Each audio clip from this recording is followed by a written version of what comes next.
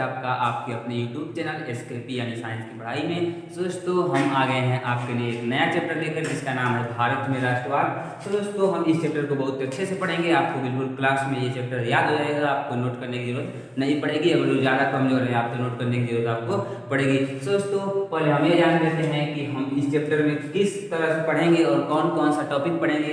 तो सबसे पहले पढ़ेंगे हम लोग प्रथम विश्व युद्ध, यानी प्रथम विश्व युद्ध के अंतर्गत जानेंगे कि हम लोग के देश में प्रथम विश्व युद्ध का प्रभाव क्या पड़ा था, और दूसरे में जानेंगे रॉलेट एक्ट के बारे में। फिर तीसरा जलियांवाला बाग हत्याकांड, मतलब एक कई कारणों से हुए थे उनको भी पढ़ेंगे, लेकिन बस मेन हेडिंग जलियांवाला बाग हत्याकांड के बाद असहयोग खिलाफत और चौरी चौरा हत्याकांड। उसके बाद फिर सविनय अवज्ञा आंदोलन की ओर, और फिर सामूहिक अपौर्णत्व की भावना। इसके बाद हम लोगों का चैप्टर हो जाएगा समाप्त। तो दोस्तों एक थी हमारी इंट्रो वीडियो, अभी इसको यहीं पे एंड करते हैं।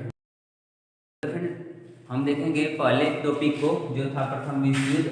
इसके पहले हम लोग इंट्रो वीडियो देखा कि उसमें हम लोग क्या क्या पढ़ेंगे, लेकिन अब हम देखेंगे प्रथम विश्व युद्ध के बारे में कि प्रथम विश्व युद्ध में क्या क्या हुआ था। तो दोस्तों प्रथम विश्व युद्ध 1914 से 1918 तक चला। प्रथम विश्व युद्ध 1914 से 1918 तक चला, और इसके भारत पे क्या क्या प्रभाव पड़े। भारत जहाँ तक के युद्ध में नहीं था, लेकिन उस पर भारत पे प्रभाव पड़े, इसलिए क्योंकि भारत इंग्लैंड का उपनिवेश था, यानी इंग्लैंड का कब्जा था भारत पे, और इंग्लैंड प्रथम विश्व युद्ध में लड़ रहा था, इसीलिए भारत पे उसके इम्पैक्ट पड़े। क्योंकि उन्हें जब पैसे की जरूरत होती तो हमारे देश से करों में वृद्धि करते थे। तो दोस्तों अब हम जानेंगे कि प्रथम विश्व युद्ध के प्रभाव, ये बहुत इंपॉर्टेंट टॉपिक है, ये हमेशा पूछता रहता है। तो दोस्तों चलिए स्टार्ट करते हैं। पहला है करों में वृद्धि, आयकर शुल्क, सीमा शुल्क और जबरन भर्ती। तो दोस्तों करों में वृद्धि से अभिप्राय यह है कि जब वहाँ पे विश्व युद्ध हो रहा था तो अंग्रेजों द्वारा करों में वृद्धि कर दी गई।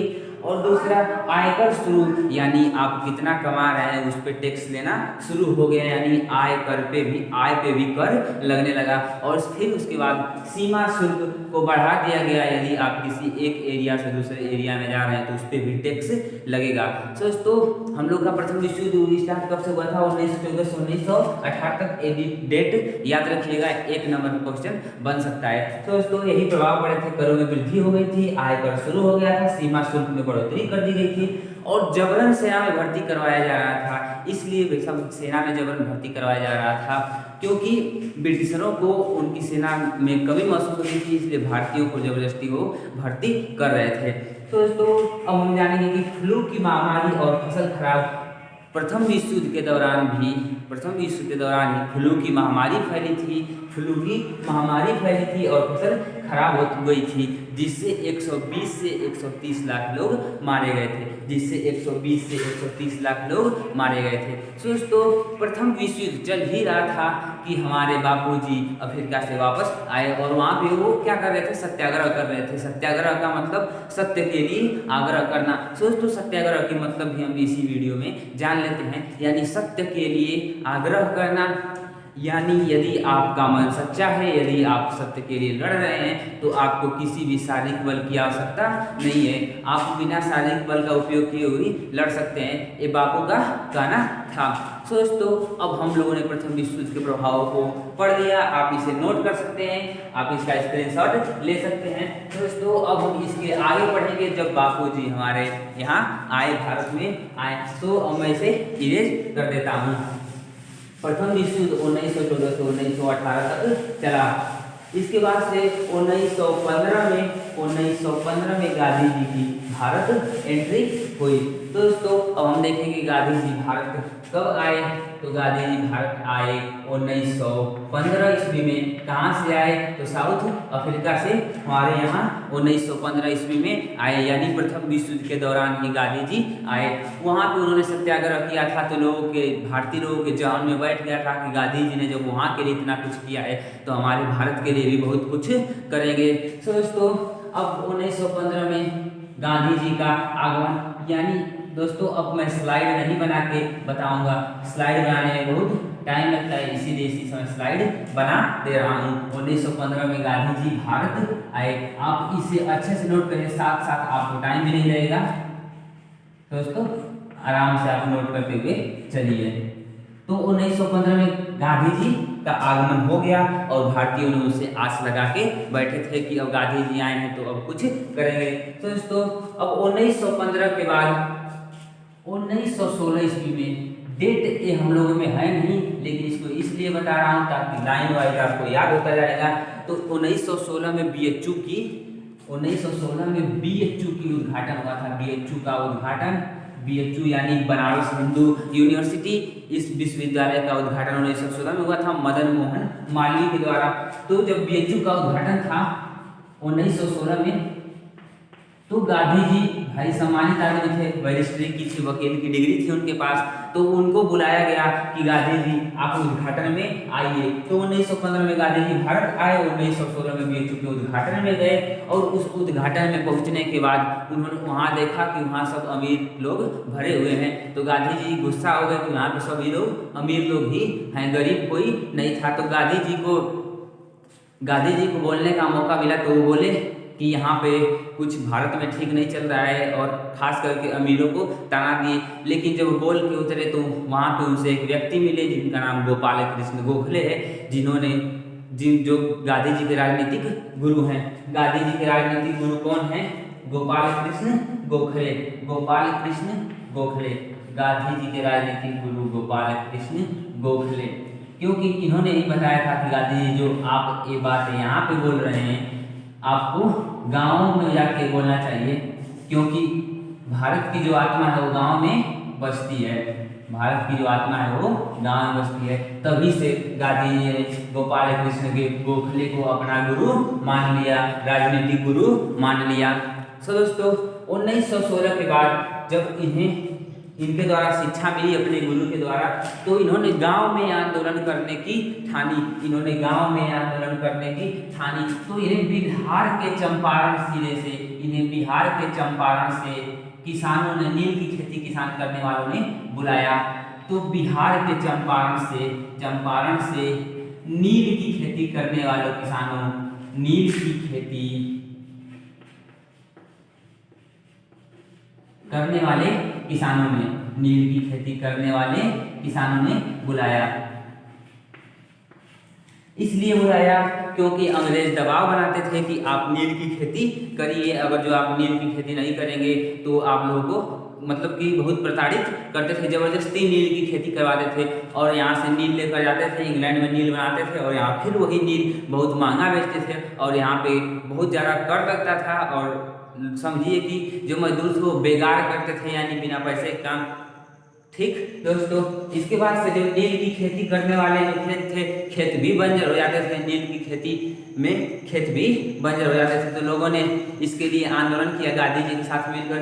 तो गांधी जी का पहला सत्याग्रह आंदोलन 1917 में हुआ था।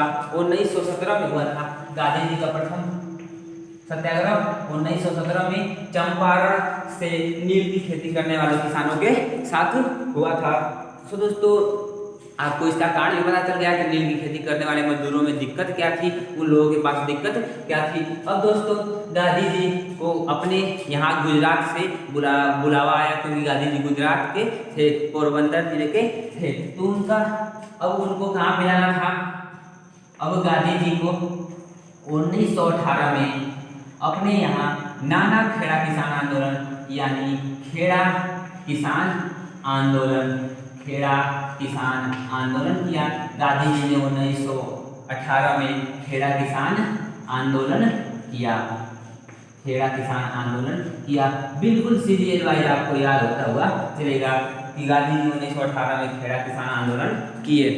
अब खेड़ा किसानों की दिक्कत क्या थी? खेड़ा के किसानों की दिक्कत क्या थी? अब यहाँ पे सत्याग्रह कर रहे हैं, बस सत्याग्रह पूरा फुल डिटेल नहीं लिख रहा हूँ क्योंकि बहुत ज़्यादा टाइम लगेगा, इसीलिए। तो जो यहाँ पे खेड़ा किसान आंदोलन का मतलब कि जो फ्लू की महामारी अभी चल रही थी, क्योंकि अभी 1918 में विश्व युद्ध भी चल रहा था और फ्लू की महामारी भी फैल हुई थी और फसल भी खराब हो गई थी, और इनसे बहुत ज़्यादा टैक्स दिया जाता था, जिसके कारण किसानों ने आंदोलन किया गांधी जी के साथ मिलकर। तो 1918 में गांधी जी ने खेड़ा किसान आंदोलन किया, और 1917 और 1918 दोनों में जो आंदोलन हुए वो आंदोलन सफल रहे, इसलिए क्योंकि अभी विश्व युद्ध चल रहा था। अंग्रेजों को डर था कि अगर जो विश्व युद्ध चल रहा है इसमें अगर जो भारतीयों का हम लोग बात नहीं मानेंगे तो हम लोग का सपोर्ट छोड़ देंगे, इसीलिए इन्होंने इस आंदोलन को मान लिया। उसके बाद से फिर पुनः 1918 में ही गुजरात में गांधी जी ने एक और आंदोलन किया, अहमदाबाद में मजदूर मिल मजदूर आंदोलन, अहमदाबाद मिल मजदूर आंदोलन किया, अहमदाबाद मिल मजदूर आंदोलन। तो इसको आपको बिल्कुल याद होता चला जा रहा है और आप इसे कॉपी में भी नोट कर सकते हैं। अब अहमदाबाद मिल मजदूर आंदोलन हो गया, यानी गांधी जी ने अपना प्रथम सत्याग्रह 1917 में किया, उसके बाद 1918 में, उसके बाद से भी 1918 में। और इस चैप्टर का नाम है भारत में राष्ट्रवाद। राष्ट्रवाद का मतलब मैंने अभी तक आप लोगों को नहीं बताया। तो दोस्तों राष्ट्रवाद आपको वैसे पता होगा, आप बहुत जगह राष्ट्रवाद के बारे में सुन चुके होंगे। यूरोप में राष्ट्रवाद अगर जो आप पढ़ेंगे तो आप सुन चुके होंगे कि राष्ट्रवाद का मतलब एक ऐसी भावना जो अपने देश के प्रति प्रेम उत्पन्न करती हो या लोगों को एकजुट करती हो। जैसे हिंदू, मुस्लिम, सिख, ईसाई देश के नाम पर एक पास आ जाते हैं, उसी को राष्ट्रवाद कहते हैं। जब हम लोगों के देश के लोगों के बीच में राष्ट्रवाद आई तभी तो हम लोगों के देश को आज़ादी मिली। तो दोस्तों आप इसे नोट कर सकते हैं। अब हम बढ़ते हैं नेक्स्ट टॉपिक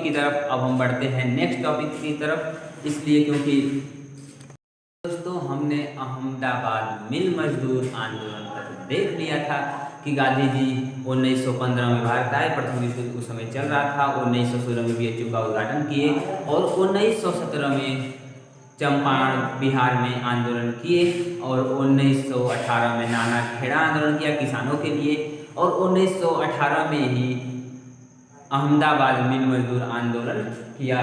तो दोस्तों अब हम उसके आगे की कहानी को देखेंगे कि उसके आगे गांधी जी ने क्या क्या बदलाव किए। थोड़ा सा कैमरा सही करना पड़ेगा, हाँ।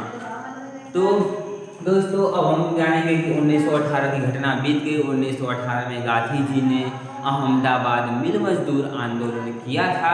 अब हम अहमदाबाद मिल मजदूर आंदोलन के बाद की घटना को पढ़ेंगे।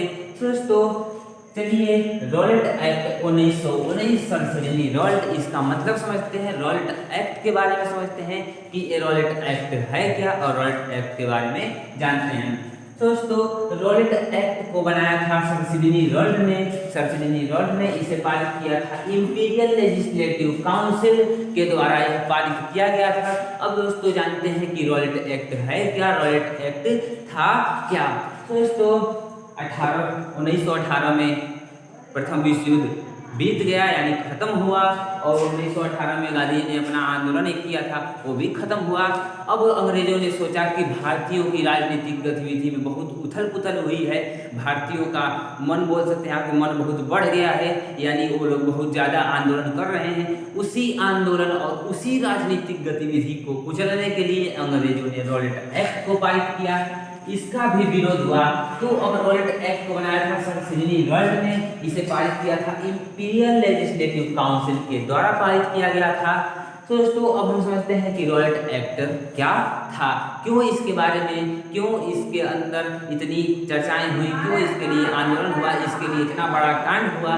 दोस्तों क्यों हुआ, तो दोस्तों अब हम जानते हैं कि यानी कि रॉलेट एक्ट था क्या। रॉलेट एक्ट एक ऐसा एक्ट था जिसके तहत यह कहा गया था कि किसी भी भारतीय को बिना मुकदमा किए बस शक के आधार पर 2 साल तक जेल में रख सकते हैं। यानी किसी भी भारतीय को केवल शक के आधार पर, मतलब केवल उसके ऊपर केवल शक रहेगा तो बिना मुकदमा किए बिना उसकी गलती बताए उसको 2 साल तक जेल में रख सकते थे। आप सोच सकते हैं कितना खतरनाक और कितना मतलब कि क्रूर थे अंग्रेज की ऐसा एक्ट को पारित किया। अब जब इन्होंने एक्ट पारित किया तो गांधी जी भाई आंदोलन कर रहे थे तो गांधी जी को यह बात अच्छी नहीं लगी। तो इसको 6 अप्रैल को भारतीयों का हड़ताल होना था, 6 अप्रैल को भारतीयों का हड़ताल होना था गांधी जी के द्वारा। 6 अप्रैल को भारतीयों का हड़ताल होना था, तो हड़ताल चालू हो गया और 10 तारीख को शांतिपूर्ण जुलूस पे अंग्रेजों ने गोलीबारी कर दी, यही उनकी सबसे बड़ी गलती थी। इसके बाद रॉलेट एक्ट के बाद ही तो उन लोगों पे और आंदोलन होते गए। दोस्तों उन्होंने गोलीबारी कर दी और 13 अप्रैल 1919 को जलियांवाला बाग में 13 अप्रैल 1919 को जलियांवाला बाग में मेला लगा हुआ था बैसाखी का। कुछ लोगों को पता नहीं था कि मतलब कि आंदोलन भी होना है और इन सब गतिविधियों को देखते हुए अंग्रेज मार्शल लॉ के मतलब मार्शल लॉ लागू कर दिया गया था। जनरल डायर के द्वारा मार्शल लॉ को लागू कर दिया गया था। कुछ लोगों को यह बात पता नहीं थी कि मार्शल लॉ लागू है, तो लोगों ने कुछ लोग तो मेला देखने गए थे जलियांवाला बाग में, और कुछ लोग शांतिपूर्ण आंदोलन करने गए थे। कुछ प्रदर्शनकारी, कुछ दमनकारी, यानी सभी भारतीय लोग पहुंचे थे, अनेक प्रकार के लोग पहुंचे हुए थे। तो मार्शल लॉ लागू था। जनरल डायर को गुस्सा आ गया कि इतने भारतीय कैसे फिर आंदोलन कर रहे हैं, तो वो बहुत क्रूर था। उसने अपने साथियों के साथ आया और बाग के अंदर एंट्री किया और बाग का एंट्री और एग्जिट को बंद कर दिया, यानी आने और जाने वाले रास्ते को बंद कर दिया। उसी दरवाजे के सामने खड़े होकर ओपन फायर का आदेश दे दिया, जिसमें सैकड़ों भारतीय लोग मारे गए। दोस्तों, इस घटना का जिक्र करते हुए बहुत ज़्यादा दुख होता है कि दोस्तों हमारे भारतीय लोग उस समय सैकड़ों की संख्या में मारे गए थे। तो उसको जो जलियांवाला बाग हत्याकांड में इम्पोर्टेंट था, यानी जो जिसके द्वारा हुआ था, उसका नाम था जनरल डायर। यानी कि जनरल डायर के द्वारा ओपन फायरिंग करवा दी गई थी और इसमें सैकड़ों लोग मारे गए थे। इसी को बोलते हैं जलियांवाला बाग हत्याकांड। ये बहुत क्रूरता से हुआ था। अब इसके बाद गांधी जी ने सोचा कि अब इस आंदोलन को वापस लेना चाहिए, क्योंकि आंदोलन यहाँ पे हिंसक हो चुका था, बहुत भारतीय मारे गए थे, जो गांधी जी को बिल्कुल भी पसंद नहीं था। तो दोस्तों, इसके बाद हम पढ़ेंगे असहयोग के बारे में कि असहयोग खिलाफत क्या है, असहयोग और खिलाफत में क्या कनेक्शन है। तो दोस्तों, अब हम असहयोग खिलाफत के बारे में पढ़ेंगे। तो अब हम असहयोग के बारे में जानेंगे, असहयोग आंदोलन के बारे में, क्योंकि हमने रॉलेट एक्ट के हड़ताल और जलियांवाला बाग हत्याकांड के बारे में पढ़ लिया था। गांधी जी ने रॉलेट सत्याग्रह यानी रॉलेट आंदोलन रोक दिया था, इसलिए क्योंकि वहाँ पे जलियांवाला बाग में एक हत्याकांड हो गया था जिसमें सैकड़ों भारतीय मारे गए थे। अब हम बढ़ेंगे असहयोग की ओर।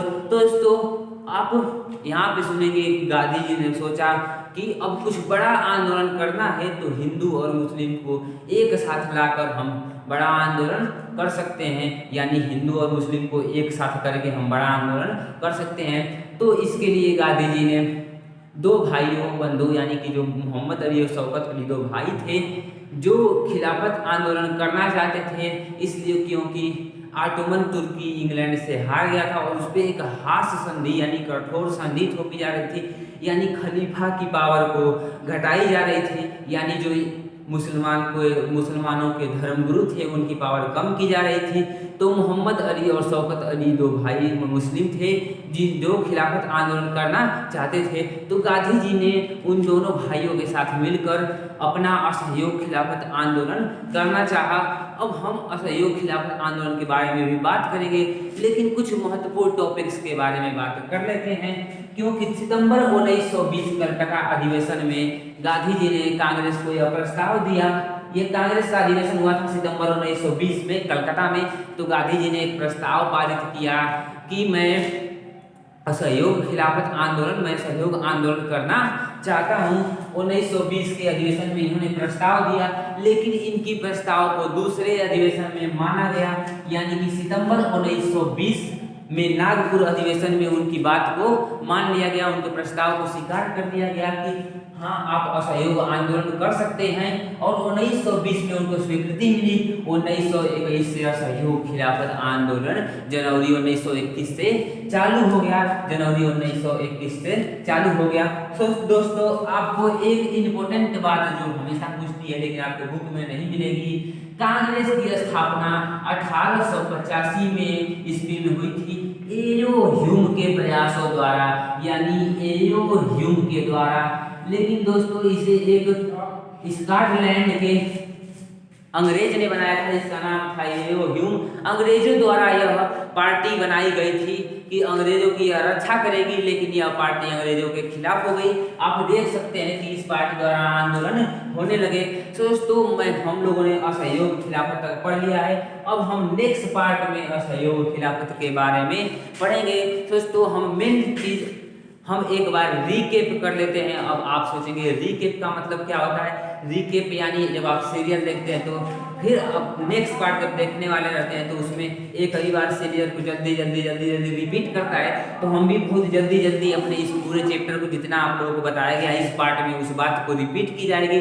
दोस्तों चलिए बात को रिपीट करते हैं। 1914 से 1918 तक, 1914 से 1918 तक प्रथम विश्व युद्ध चल रहा था। उसका हमारे देश पे बहुत प्रभाव पड़ा था। करों में वृद्धि हो गई थी, आयकर लग गया था, सीमा शुल्क लग गई थी और जबरन भर्ती हो रही थी। उसी समय फ्लू की महामारी आ गई और फसल भी बर्बाद हो गई थी, जिससे 120 से 130 लाख लोग मारे गए थे। और उसके बाद से उसी विश्व युद्ध के दौरान गांधी जी साउथ अफ्रीका से वापस लौटे, जो साउथ अफ्रीका में सत्याग्रह कर चुके थे। यानी गांधी जी 1915 में लौटे, 9 जनवरी को आए और 9 जनवरी को आज भी भारतीय प्रवासी दिवस के रूप में मनाया जाता है। और 9 जनवरी को गांधी जी वापस आए, 9 जनवरी को गांधी जी वापस आए 1915 में। 1916 में बीएचयू का उद्घाटन था, गांधी जी वहां गए, वहां से अपने गुरु को माना गोपाल कृष्ण गोखले को। 1917 में चंपारण आंदोलन किया, यानी सबसे पहला सत्याग्रह चंपारण में हुआ था। इसे मैप पे भी दर्शाने के लिए आ सकता है। और 1918 में खेड़ा किसान आंदोलन, 1918 में अहमदाबाद मिल मजदूर आंदोलन और राजनीतिक गतिविधि को देखते हुए अंग्रेजों ने रॉलेट एक्ट पारित कर दिया। सर सिडनी लॉर्ड और इंपीरियल लेजिस्लेटिव काउंसिल